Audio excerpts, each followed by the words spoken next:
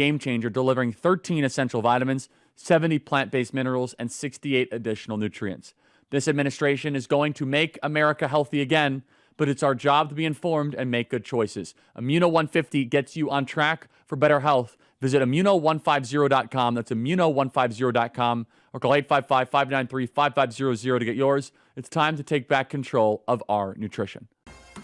Democrats wake up and smell the data.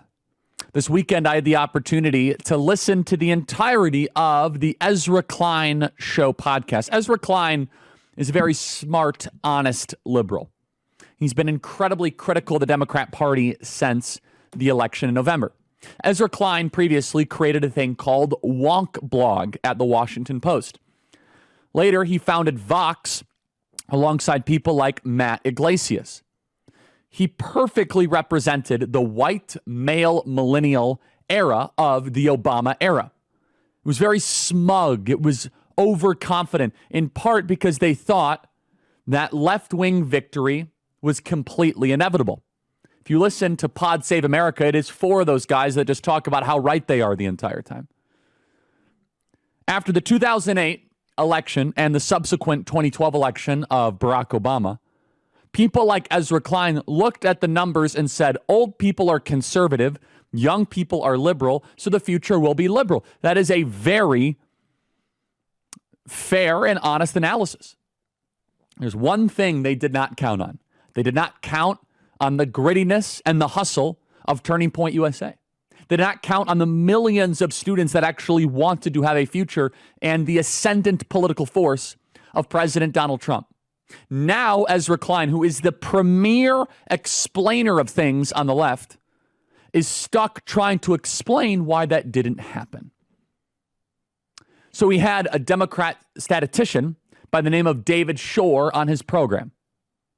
The reason we are leading with this today, everybody, is that there is a generational restructuring happening. It's so obvious to us on this program. We've been warning about this for the last couple of years, not just warning about it, celebrating it. I've been coming in the chair here on this program on Real America's Voice and on the Salem Radio Network, telling you guys there's something happening on these campuses. There's something happening with the next generation. The crowds we're drawing, the views that we are garnering. And reporters would scoff at it. Oh, come on. What are you saying? You're going to win young people? And Democrats took the next generation so for granted. And what is remarkable is that it is sticking. This is not just a Trump phenomenon. This is a widespread restructuring, a widespread realignment. By the way, if you want to know why Democrats lost, here's one of several actual explanations. In 2020, David Shore was fired from the left-wing analytics company he worked at because he made a tweet saying that George Floyd riots might hurt Democrats politically. The very same guy that we're about to watch.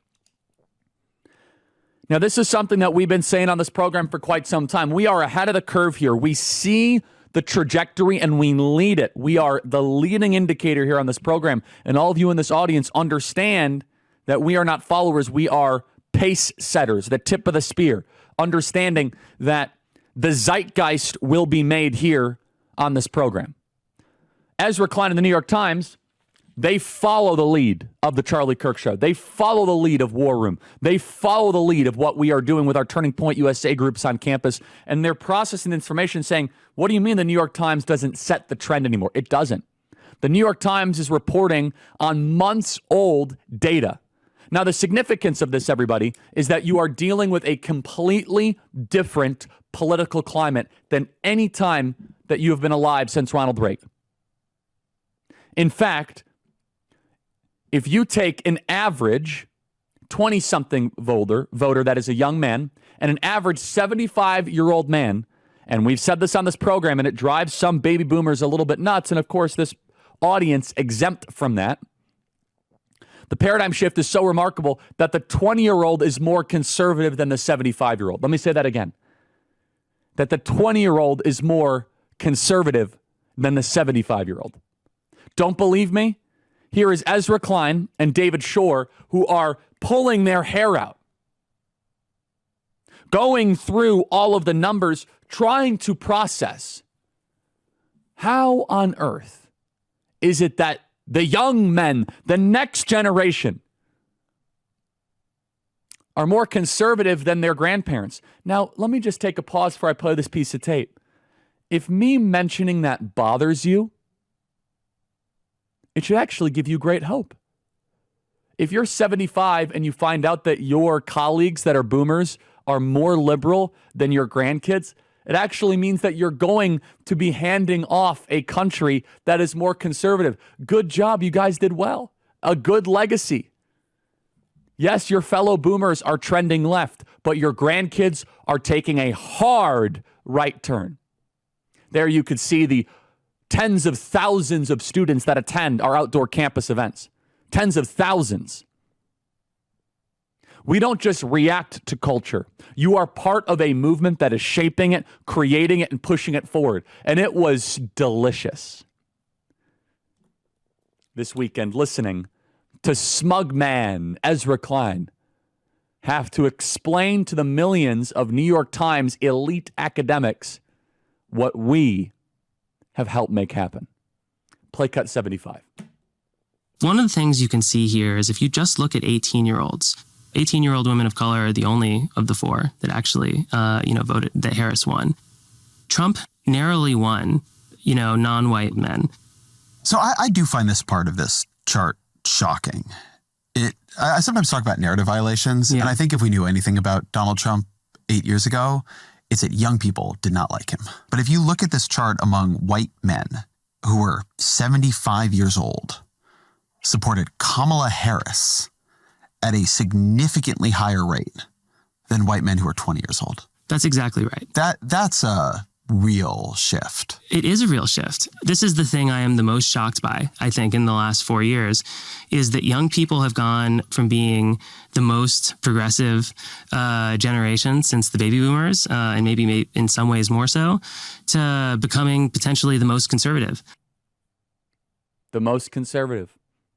I have no idea who would have made that a stated goal. You're telling me for the first time. You see, what you're witnessing there is a PhD left-wing struggle session as they're trying to go through the data, and they're being honest in front of the audience. And they're one of the few people on the left that actually goes into the data. And let me repeat again that an average 20-year-old white man is far more conservative than their 75-year-old grandparent. And it makes all the sense in the world. Number one, look at the information that they're consuming. The average 20-year-old is watching the Charlie Kirk Show. They're listening to the Charlie Kirk Show podcast. They're consuming Matt Walsh on TikTok. They are watching the influencer army that we have helped assemble. The 75-year-old boomer man is more likely to watch cable news. They're more likely to watch NBC and ABC. Young people aren't watching the news. They're getting it in 10-second sound bites, of which we are dominant.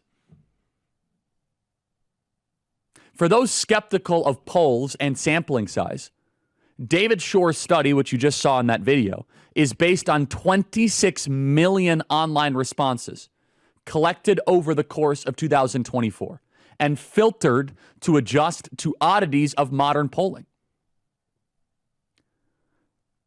This trend, if it continues, everybody, is one of the greatest points of optimism that we see on the horizon. And this is why we are doing more campus tours than ever before. This is why we are starting more high school chapters and starting more college chapters. This is the sleeper narrative underneath everything. It undergirds the entire society. The subterranean truth that we are living through right now is that there is a political earthquake that you have been praying for, and it is sticking, and it is only continuing. It is not just a Donald Trump phenomenon. It is a right-wing revolution that is happening from the youth to the old, from the bottom up, from the students to the elders, from the Gen Xers, the Gen Zers, to the boomers. And it's happening across all racial demographics. And it stands to possibly put the Democrat Party in a minoritarian position for a generation.